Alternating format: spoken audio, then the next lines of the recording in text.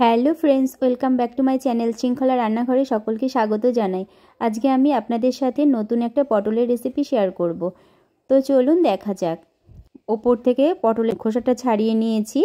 পটলটাকে ভালো করে মধ্যিখান দিয়ে কেটে এই যে ভেতর থেকে শাঁসটা আমি বের করে নিয়েছি। আর এখানে গ্যাসে প্যান বসিয়ে দিয়ে দিয়েছি 2 চামচ সাদা তেল দিয়েছি। আর দিয়েছি 1 চামচ রসুন কুচি, 1 চামচ আদা কুচি, 1 চামচ কাঁচা লঙ্কা কুচি।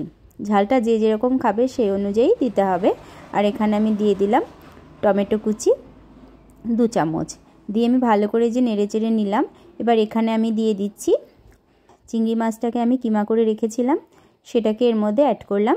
এই যে এবার সমস্ত কিছু ভালো করে একসাথে আমি নেড়েচেড়ে একটু ভেজে নিচ্ছি।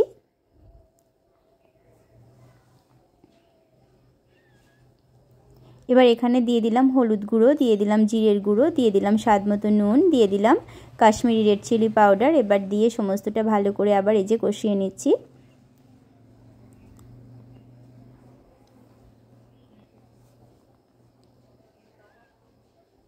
এই যে মাছটা আমার প্রায় ভাজা ভাজা হয়ে গেছে। এবার এখানে আমি দিয়ে দিলাম পটলের শাঁস।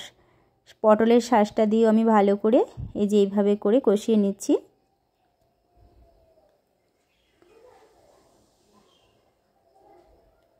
এবার এখানে আমি দিয়ে দিলাম গোলমরিচের গুঁড়ো আর দিয়ে দিলাম আম তেল দিয়ে ভালো করে আমি আবার এই যে একসাথে মিশিয়ে নেড়েচেড়ে নিলাম। আবার এখানে আমি দিয়ে দিচ্ছি সেদ্ধ করা আলু। সেদ্ধ করা আলুটাকে আমি এইভাবে হাত দিয়ে ভেঙে দিলাম, দিয়ে ভালো করে আবার একসাথে করে কষিয়ে মিশিয়ে নিচ্ছি। এই যে সমস্তটা আমার কষানো হয়ে গেছে।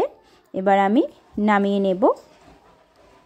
এই যে একটা প্লেটের মধ্যে আমি নামিয়ে নিলাম। এটাকে আমি ঠান্ডা করে নেব। পটলের ভেতরে ভালো করে ভরে নিয়ে এই যে এইভাবে করে ভালো করে ভরে নিয়ে আমি সুতো দিয়ে বেঁধে নেব। এই যে এখানে আমি সুতো নিয়ে নিয়েছি। এই যে এইভাবে করে সুতোটা পেঁচিয়ে পেঁচিয়ে আমি সুন্দর করে বেঁধে নেব। রান্নাটা কমপ্লিট হয়ে যাওয়ার পর খাওয়ার সময় আবার সুতোটাকে খুলে নিতে হবে। এই যে সমস্ত পটলটাই আমি এখানে পুর ভরে সুতো দিয়ে বেঁধে রেডি করে নিয়েছি। আর এখানে এই যে আমি গ্যাসে আবার প্যান বসিয়ে এখানে দিয়ে দিলাম সাদা তেল। এটা আপনারা সর্ষের তেলেও করতে পারেন, আমি এখানে সাদা তেলেই করছি। এই যে ওপর থেকে আমি দিচ্ছি নুন ছড়িয়ে দিয়ে আমি ভালো করে ভেজে নেব। সমস্ত পটলটাকে আমি এই যে উল্টে পাল্টে ভেজে নেব।